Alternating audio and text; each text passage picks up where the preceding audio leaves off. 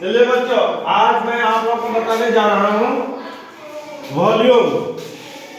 तो वॉल्यूम देखिए, अक्सर बच्चे क्या होते हैं कि दो चीजों में कंफ्यूज करते हैं, एक क्षेत्रफल और दूसरा आयतन। क्षेत्रफल को इंग्लिश में कहते हैं एरिया।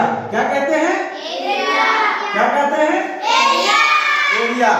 एरिया की स्पेलिंग होती है AREA, एरिया, क्षेत्रफल।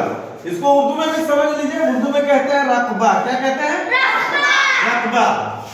तो ये क्षेत्रफल तो आप लोग पढ़ चुके हैं, ठीक है, इसको अच्छी तरीके से समझ में आ चुका है। लेकिन आज का जो चैप्टर है उसमें आप लोगों को पढ़ना है आयतन।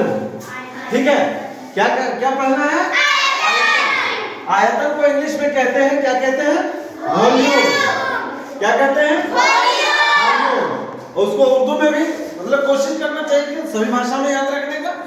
तो उसको वॉल्यूम को उर्दू में कहते हैं हजम। क्या कहते हैं? हजम।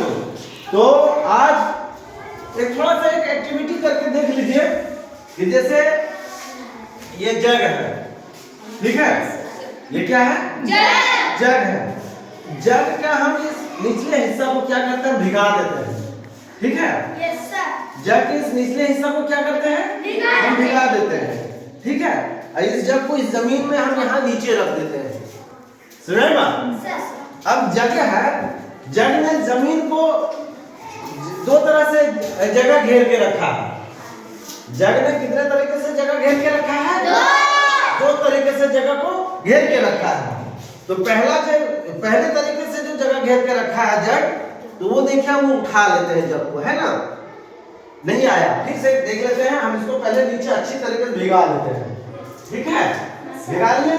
अब देखते हैं, यहाँ देखिए, यहाँ है, जग को रख दिए। हमने क्या कहा कि जगह, ये जग है, जगह दो तरीके से घेर के रखा है ना? पहला तरीका देख लेते हैं, किस तरीके से घेर के रखा है। पहला देख लेते हैं, ये आपका देखिए, ये है, ये एक सर्कल बन गया। जगह का जो निचला हिस्सा जिसको पेंदी कहते हैं, है ना, ये सर्कल के हिसाब से जगह घेर लिया, ठीक है। ये सर्कल के हिसाब से जगह घेरा, तो ये सिर्फ नीचे का वो जगह घेर लिया। इस तरह के जगह को घेरता है तो उसको क्या कहते हैं?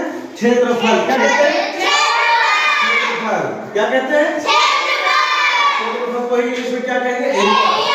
लेकिन वहां देखिएगा, ये जहां जग रखे हैं, ठीक है, वो ऊंचाई में भी देखिए इस तरह का जगह घेरे हुए हैं, इस तरह का जगह घेरे हुए हैं ना। तो सिर्फ जो जमीन के हिस्सा को जो जगह घेरा उसको क्या कहें? एरिया।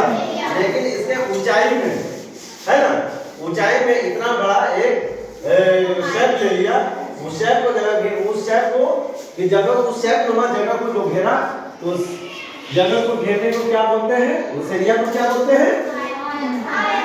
क्या कहते हैं? आयतन उसी को कहते हैं, ठीक है। क्या कहते हैं उसी को? आयतन बोले मतलब इंग्लिश में क्या बोल देंगे उसको? वॉल्यूम। ऐसे इसी तरह ये जग है, सॉरी ये गिलास है, कांच का ये गिलास है। कांच का गिलास को भी हम इसी तरह रख देते हैं, ऐसे नीचे रख देते हैं, ये टेबल पर ही हम रख दिए, ठीक है। कांच के गिलास को इस टेबल पर हम यहाँ रख दिए। अब ये जगह को घेर लिया इस तरह, तो ये क्या हो गया? क्षेत्रफल घेरा। लेकिन ये गिलास जो है, ये इतना इसमें जितना पानी है, ये ऊंचाई है, चौड़ाई सब कुछ है, तो ये ऊपरी जो हिस्सा घेर रहा है, नीचे के साथ साथ ऊपर का भी हिस्सा जो इतना घेर रहा है, जितना जगह घेर रहा है, वो वॉल्यूम में कह रहा है ना। इसी तरह यहाँ देख लीजिए, ये जो चित्र बना हुआ है, ये क्या है? ये क्षेत्रफल है। ये जो जगह घेरे हुए हैं, इस जगह घेरने को क्या बोलेंगे? लेकिन ये गिलास को यहाँ उसी तरीके से रख दिया गया है, ठीक है। ये गिलास भी जगह को घेरे हुए है, ये नीचे भी घेरे हुए हैं, ऊंचाई में भी घेरे हुए हैं, चौड़ाई में घेरे हुए हैं, मतलब ऊंचाई में भी एक सिलेंड्रिकल जगह घेरे हुए हैं। तो उस जगह घेरने को क्या बोलते हैं? वॉल्यूम, मतलब आयतन। ये क्लियर हो गया? चलिए क्लियर हो गया तो